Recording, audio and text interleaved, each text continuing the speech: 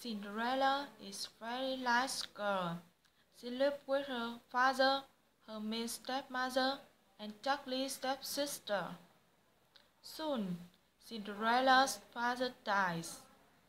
Her stepmother said to her, "You must clean and do laundry." One day, there is a ball at the castle.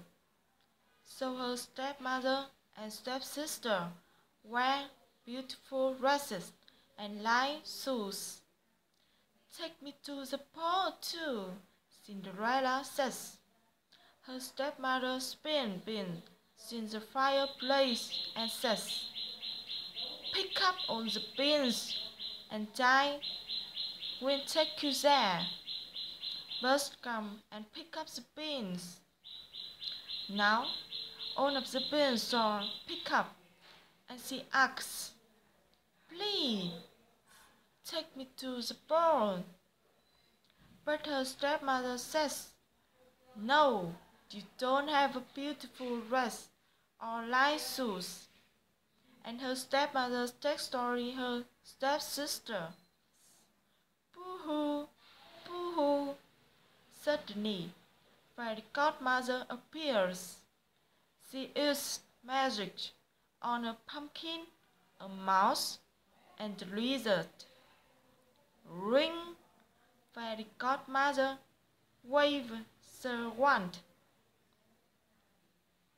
A carriage, a horse, and a driver appear.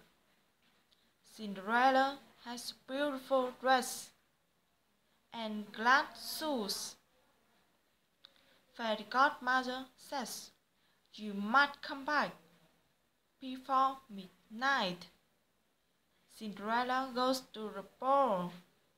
The prince, beautiful Prince Cinderella, "Will you dance with me?"